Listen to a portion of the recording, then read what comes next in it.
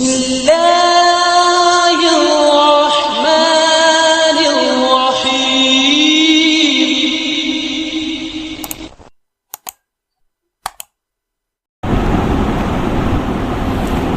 الحمد لله نحمده ونستعينه ونستغفره ونؤمن به ونتوكل عليه ونعوذ بالله من شرور أنفسنا ومن سيئات أعمالنا من يهده الله فلا مضل له ومن يضلله فلا هادي له ونشهد أن لا إله إلا الله وحده لا شريك له ونشهد أن سيدنا وسندنا وشفيعنا وحبيبنا وأولانا ومولانا محمدا عبده ورسوله أرسله الله تعالى بالحق كافة للناس بشيرا ونذيرا وداعيا إلى الله بإذنه وسراجا منيرا. أما بعد فأعوذ بالله من الشيطان الرجيم.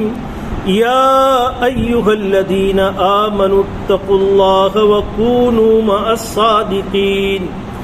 وعن أبي محمد الحسن بن علي بن أبي طالب رضي الله تعالى عنهما قال حفظت من رسول الله صلى الله عليه وسلم دع ما يريبك إلى ما لا يريبك فإن الصدق ثمانية والكذب ريبة. رواه الترمذي وقال حديث صحيح. قوله يريبك هو بفتح الياء وضمها ومعناه اترك ما تشك في حله وعدل إلى ما تشك فيه أو كما قال عليه الصلاة والسلام. صدق الله مولانا العظيم وصدق رسوله النبي الكريم ونحن على ذلك لمن الشاهدين ومن الشاكرين والحمد لله رب العالمين. محترم سامعین کرام، یہ ایک مختصر سی حدیث آپ حضرات کے سامنے تلاوت کی گئی جس کے راوی ہیں ابی محمد الحسن ابن علی ابن ابی طالب رضی اللہ تعالیٰ عنہ، یعنی حضرت علی ابن ابی طالب اور حضرت سیدۃ نساء اہل الجنہ حضرت فاطمہ رضی اللہ تعالیٰ عنہ کے صاحبزادہ محترم، آپ کے لخت جگر اور امام الانبیاء سید القونین محمد عربی صلی اللہ علیہ وسلم کے نواسے حضرت حسن رضی اللہ تعالیٰ عنہ اس کے راوی ہیں. علماء نے لکھا ہے کہ جب اللہ کے پیارے حبیب حضرت محمد الرسول اللہ صلی اللہ علیہ وسلم نے دنیا سے پردہ فرمایا، اس وقت حضرت حسن رضی اللہ تعالیٰ عنہ کی عمر تقریباً 7 سال کی تھی، یعنی 7 سال کے چھوٹے سے بچے تھے. لیکن اس کے باوجود بھی حضرت محمد الرسول اللہ صلی اللہ علیہ وسلم کی بہت سی باتوں کو، بہت سی احادیث کو انہوں نے یاد کیا ہے اور اسے روایت کیا ہے.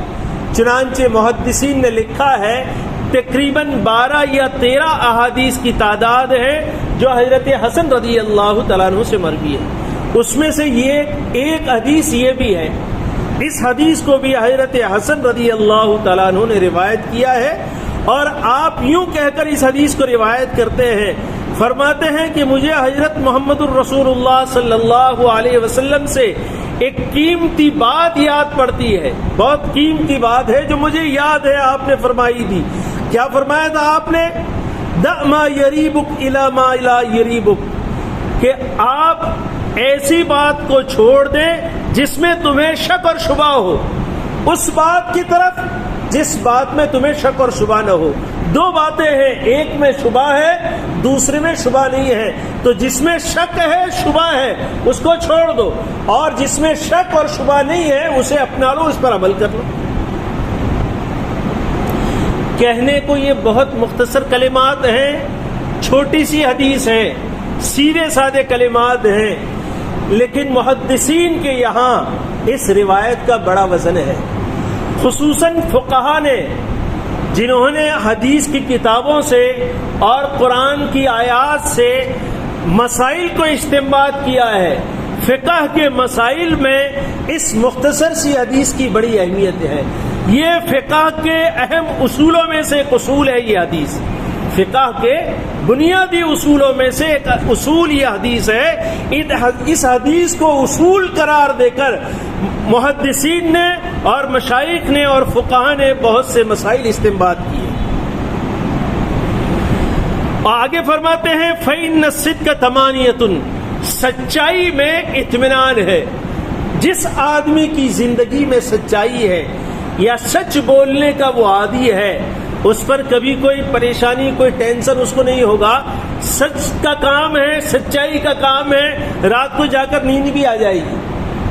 اور کام سچائی کا نہیں ہے کہ بھئی یہاں کچھ کہا وہاں جا کر کچھ کہا، اور تو اس کو یہ ڈر رہے گا کہ کبھی یہ دونوں مل گئی تو میری مصیبت آ جائے گی میرے لیے. تو اس شبے میں اس شک میں آدمی ہمیشہ مبتلا رہتا ہے، اور اس کی وجہ سے اسے اطمینان قلب نصیب نہیں ہوتا. اور سکون قلب اور اطمینان قلب نصیب نہ ہو تو نیند بھی نہیں آ سکتی. تو فرماتے ہیں فَإِنَّ الصِّدْقَ ثَمَانِيَةٌ، سچائی میں اطمینان ہے.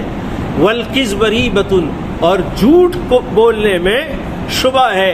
آج ہمارے معاشرے میں عموماً حالات یہ ہے کہ لوگوں کی یہ ذہنیت بن چکی ہے، لوگوں کی، عام لوگوں کی، اس میں اچھے مسلمان برے مسلمان اور بے ایمان والے بغیر اسلام والے سب آ گئے.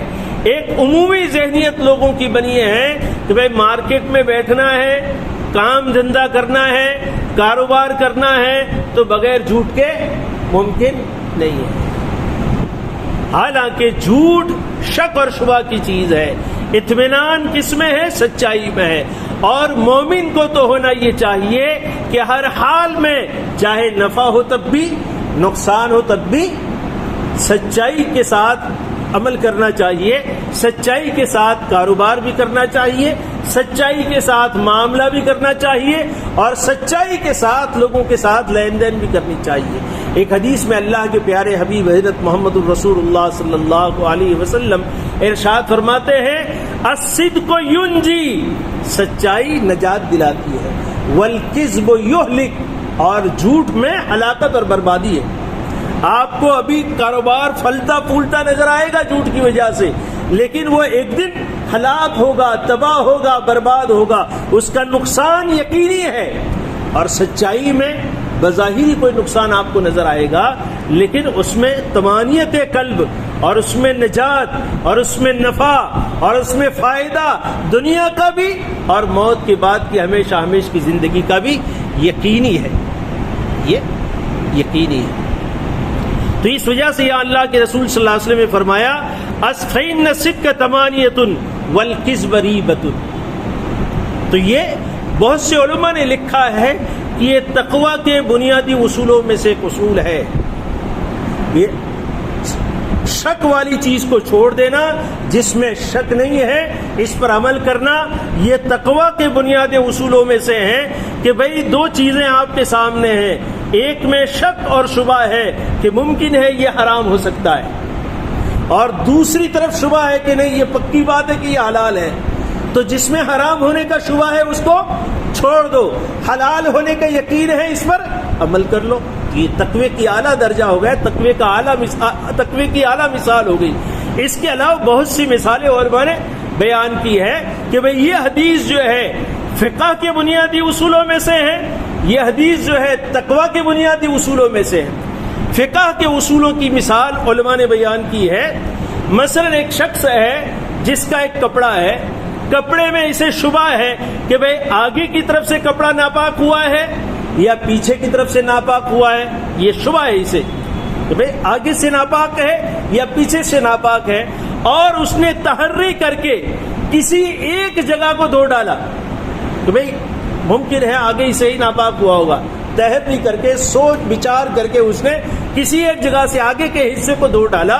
تو یہ کیا ہوا؟ یہ شبہ والی بات ہو گئی کہ بھئی آگے کا حصہ دھویا ہے، ممکن ہے پیچھے ناپاکی ہو اور وہ دھونا رہ گیا ہو تو کپڑا ابھی پاک نہ ہوا ہو. تو اس کا طریقہ یہ ہے کہ یہ آپ کسی ایک جگہ دھوتے ہیں، چاہے آگے دھو یا پیچھے دھو، کوئی ایک جگہ اگر دھوتے ہیں تو شبہ باقی رہتا ہے. لیکن بہتر طریقہ یہ ہے جس میں شک بالکل دور ہو جائے، وہ طریقہ یہ ہے کہ آپ آگے کا حصہ بھی دھو ڈالو، پیچھے کا حصہ بھی دھو ڈالو، دونوں حصے دھو دیے، شبہ آپ کا ختم ہو گیا، کپڑا ہر حال میں پاک ہو گیا۔ یہ فقہ کے اصولوں میں سے اس حدیث کو علماء نے قرار دیا ہے۔ اس کے علاوہ اور بھی بہت سی مثالیں ہیں، مثلا نماز کی مثال، ایک آدمی نماز پڑھ رہا ہے، اسے شبہ ہو گیا کہ بھئی 3 رکعت ہوئی یا 4 رکعت ہوئی، سوچ میں یہ شک میں پڑ گیا کہ بھئی کیا کریں، 3 رکعت 4 رکعت نماز کی نیت باندھی تھی، اب ابھی 3 ہی ہوئی ہے یا 4 پوری ہو گئی، اس میں شبہ میں آ گیا۔ اگر وہ 4 سمجھ کر سلام پھیر دیتا ہے تو نماز اس کی صحیح نہیں ہوئی، نماز ناقص ہوئی۔ اب اس میں شبہ نہ ہو اور شبہ کسی طرح باقی نہ رہے، ایسی بات پر اسے عمل کرنا چاہیے۔ اس کا طریقہ یہ ہے کہ جو کم مقدار ہے، کم تعداد ہے، اس کو اختیار کرے، اور 4 اور 3 میں کم کون ہے؟ 3 کم ہے، تو 3 سمجھے اور 3 کے اعتبار سے عمل کرے، اور چوتھی ملا کر پوری کر لے اور سجدہ سہو کر لے، تو شبہ دور ہو گیا، اس کی نماز صحیح ہو جائے گی۔ تو یہ طریقہ ہے، اور یہ جو حدیث ہے یہ فقہ کے بھی بنیادی اصولوں میں سے ہے، اور تقوی کے بنیادی اصولوں میں بھی علماء نے اس حدیث کو شمار کیا ہے۔ اور یہ بڑی جامع حدیث ہے، مختصر الفاظ ہیں، الفاظ کم ہے، چھوٹی سی حدیث ہے لیکن الفاظ جامع ہیں۔ اللہ کے پیارے حبیب حضرت محمد الرسول اللہ صلی اللہ علیہ وسلم کا طریقہ کلام، آپ کا بات کرنے کا انداز یہ ہوتا تھا کہ کم سے کم لفظوں میں بڑی بڑی باتیں آپ صلی اللہ علیہ وسلم ارشاد فرمایا کرتے تھے۔ اسی وجہ سے اللہ کے پیارے حبیب حضرت محمد الرسول اللہ صلی اللہ علیہ وسلم ایک جگہ ارشاد فرماتے ہیں، اوتیت جوامع الکلم، کہ مجھے اللہ تعالی شانہ نے جوامع کلم عطا فرمایا، یعنی بولنے کا وہ طریقہ اللہ نے مجھے عطا کیا ہے کہ میں 1-2 لفظ میں بڑی بڑی باتیں کہتا ہوں۔ چنانچہ بہت سی ایسی احادیث ہے جو مختصر احادیث ہیں، لیکن محدثین نے، فقہاء نے اس پر کتابوں کے ذخیرے جمع کیے ہیں۔ تو یہ بھی حضرت حسن ابن علی رضی اللہ تعالیٰ عنہ کی مختصر سی حدیث تھی، لیکن یہ جامع حدیث ہے اور فقہ کے بنیادی اصولوں میں سے ہیں، اور اسی طریقے سے تقوی کے بنیادی اصولوں میں سے ہیں۔ اللہ تعالیٰ شانہ ہمیں ان باتوں کے